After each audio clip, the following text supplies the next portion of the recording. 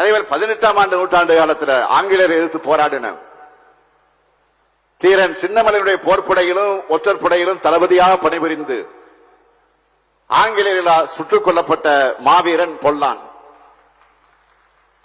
மாவீரன் பொல்லானுக்கு மணிமண்டபம் அமைக்க 1,82,00,000 நிதி ஒதுக்கீடு செஞ்சு ஜெயராமபுரத்தில் மாவீரன் பொல்லானுக்கு முழு திருவுருவச் சிலையுடன் அரங்கம் அமைக்க இன்றைக்கு நான் அடிக்கல் நாட்டியிருக்கேன். அடுத்து நாட்டின் விடுதலைக்காக தனது இன்னுரை இந்த தியாகி திருப்பூர் குமரன் அவருடைய நினைவை போற்றக்கூடிய வகையில சென்னிமலையில மணிமண்டபம் அமைக்கிற பணிகள் விரைவில் தொடங்கப்பட்டு திறப்பு விழாவும் நடக்கப்பட இருக்கிறது.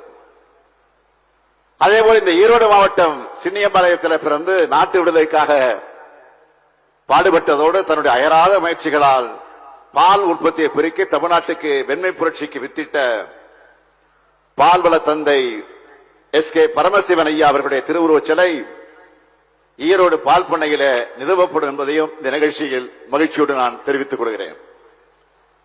மேலும் கொழுமணல் தொல்லியல் களத்தின் வரலாற்று சிறப்பை அடுத்த தலைமுறைக்கு கொண்டு போக அருங்காட்சியகம் அமைக்க அறிவிக்கப்பட்டு அதற்கான முதற்கட்ட பணி தொடங்கப்பட்டிருக்கு. இப்படி ஏராளமான திட்டங்களை நாம் செயல்படுத்திட்டு வரோம். அந்த உறுதியோடு இன்றைய நிகழ்ச்சியின் வாயிலாக இன்னும் சில அறிவிப்புகளை நான் வெளியிட விரும்புகிறேன்.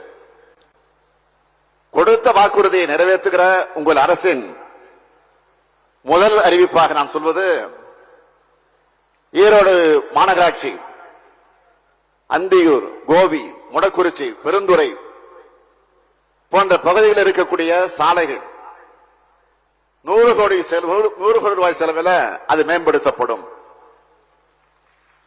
இரண்டாவது அறிவிப்பு, ஈரோடு மாவட்ட காவல் கண்காணிப்பாளர் அலுவலகத்துக்கு 15 கோடி ரூபாய் மதிப்பீட்டில் கூடுதல் கட்டணமும், ஈரோடு மாவட்ட தீயணைப்பு மற்றும் மீட்பு பணிகள் துறை அலுவலகத்திற்கு 8 கோடி 3 லட்சம் ரூபாய் மதிப்பீட்டில் புதிய கட்டடங்களும் கட்டப்படும். மூன்றாவது அறிவிப்பு, சென்னிமலை ஒன்றியத்திற்கு உட்பட்டு இருக்கக்கூடிய 50 கிராமங்கள் சென்னிமலை, சித்தோடு, நசியனூர், கேசிப்பாளையம் பேரூராட்சிகளுக்கான கூட்டு குடிநீர் திட்டம் 15 கோடி ரூபாய் செலவில் மேம்படுத்தப்படும். இது மட்டுமில்லாமல் சத்தியமங்கலம் மற்றும் நம்பியூர் ஒன்றியங்களுக்கான கூட்டு குடிநீர் திட்டம் 27 கோடி ரூபாய் மதிப்பீட்டிலேயும், பவானிசாகர் ஒன்றியத்திற்கான கூட்டு குடிநீர் திட்டம் 12 கோடி ரூபாய் மதிப்பீட்டிலேயும் மேம்படுத்தப்படும். நான்காவது அறிவிப்பு, அந்தியூர் ஒன்றியத்தில் உள்ள கத்திரிமலை பகுதி மலைக்கால மக்களுடைய நீண்டகால கனவை நிறைவேற்றுகிற வகையில் 2 கோடி 50 லட்சம் ரூபாய் மதிப்பீட்டில் மின் இணைப்பு வசதிகள் வழங்கப்படும். ஐந்தாவது அறிவிப்பு, முடக்குறிச்சி மற்றும் கொடுமுடி வட்டத்தில் குரங்கன்பாளையம் நீர்ப்பாசன அமைப்பு திட்டத்தின் கீழ் பயன்பெறக்கூடிய உழவர்களுக்கு பலனளிக்கக்கூடிய வகையில் 15 கோடி ரூபாய் செலவில் இந்த திட்டம் மேம்படுத்தப்படும். அடுத்து ஆறாவது அறிவிப்பு, உயர்கல்வித்துறையின் கீழ் கொண்டுவரப்பட்டுள்ள சிக்கையநாயக்க கல்லூரியில் 10 கோடி 70 லட்சம் ரூபாய் மதிப்பீட்டில் உலகத்தரத்திலான விளையாட்டு மைதானம், நூலக வசதிகள் மற்றும் குடிமைப் பணிகள் தேர்வுக்கான பயிற்சி மையம் அமைக்கப்படும். ஏழாவது அறிவிப்பு, ஈரோடு மாவட்டத்தில் வாடகை கட்டடத்தில் இயங்கிக் கொண்டிருக்கக்கூடிய 15 துணை சுகாதார நிலையங்களுக்கு 6 கோடி 75 லட்சம் ரூபாய் மதிப்பீட்டில் சொந்த கட்டடங்கள் கட்டித்தரப்படும்.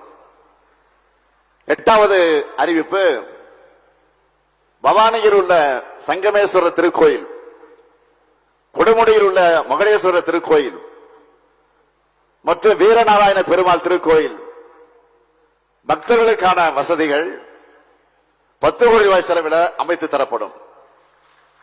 இவையெல்லாம் விரைவில் நிறைவேற்றப்படும். வெறும் அறிவிப்புகளை வெளியிட்டுவிட்டு கண்டுகொள்ளாமல் போகிற முந்தைய அரசு இல்லை இது. சொன்னதை செய்வோம் செஞ்சு காட்டின முத்தமிழர் கலைஞர் வழியில் நடக்கிற உங்க ஸ்டாலினோட திராவிட மாடல் அரசு இது. நேற்று நான் ஈரோட்டுக்கு வந்தவுடனே இந்த மாவட்டத்தில் நடந்து கொண்டிருக்கக்கூடிய பணிகள் என்னென்ன என்பதை ஆய்வு செய்வதோடு மாவட்ட ஆட்சியருடன் பல்வேறு நலத்திட்டங்கள் குறித்து ஆய்வு செஞ்சோம். அது மட்டுமல்ல, இன்றைய நாளேடுகள் நீங்க பாத்தீங்கன்னா தெரியும், முதல்வரின் கவனத்துக்கு என்று சில பிரச்சனைகள் தலைப்பு போட்டு அதுல கட்டுரையாக எழுதியிருந்தாங்க. அதை இப்போ மாவட்ட ஆட்சியிடம் கொடுத்து கவனிக்க சொல்லி இருக்கிறேன். இப்படி தொடர்ந்து ஆய்வுப் பணிகள் ஈடுபட்டு மக்களுக்கான நலத்திட்டங்களை செயல்படுத்திட்டு வரோம். நேற்று நடந்த ஆய்வுக் கூட்டத்தில் நம்ம அரசோட நலத்திட்டங்களை பயனடையக்கூடிய தகவல்களையும் மாவட்ட ஆட்சியிடம் வாங்கி பார்த்தேன். அந்த தகவல் எனக்கு பெருமையாகவும் மலைப்பாகவும் உண்டாச்சு, ஆச்சரியமா இருந்துச்சு. இவ்வளவு செஞ்சிருக்கிறோமா? நம்ம திராவிட மாநில அரசுடைய முத்தாய்ப்பு திட்டம் கூட கேட்டு அவைகளெல்லாம் நான் முழுமையா சொல்ல நேரம் இல்லை.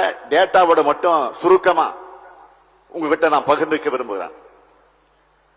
பெண்களோட பொருளாதார விடுதலைக்காக நம்ம அரசு கொடுக்கிற கலைஞர் மகளிர் உரிமை திட்டம், அந்த திட்டத்தில் இந்த மாவட்டத்தை பொறுத்த வரைக்கும் 4,90,000 மகளிர் மாதந்தோறும் 1000 ரூபாய் உரிமை தொகை வாங்குகிறாங்க. அதேபோல பள்ளிக்கூடங்களுக்கு சுவையான சத்தான காலை உணவு வழங்கக்கூடிய திட்டத்தில் 46,355 மாணவர்கள் வயிறார சாப்பிடுறாங்க. மாணவியுடைய உயர்கல்வி கனவுக்கு உறுதுணையா இருக்கக்கூடிய புதுமை பெண் திட்டத்தில் 10,000 மாணவிகள் மாதந்தோறும் 1000 ரூபாய் வாங்குகிறார்கள். அதேபோல் மாணவர்களுடைய உயர்கல்விக்கு துணை நிற்கக்கூடிய தமிழ் புதல்வன் திட்டத்தில் 12,407 மாணவர்கள் மாதந்தோறும் 1000 ரூபாய் வாங்குறாங்க. மாணவர்களின் திறனை மேம்படுத்துற நான் முதல் திட்டத்தில் மட்டும் 1,00,000 மாணவர்கள் பயன்பெற்றிருக்காங்க.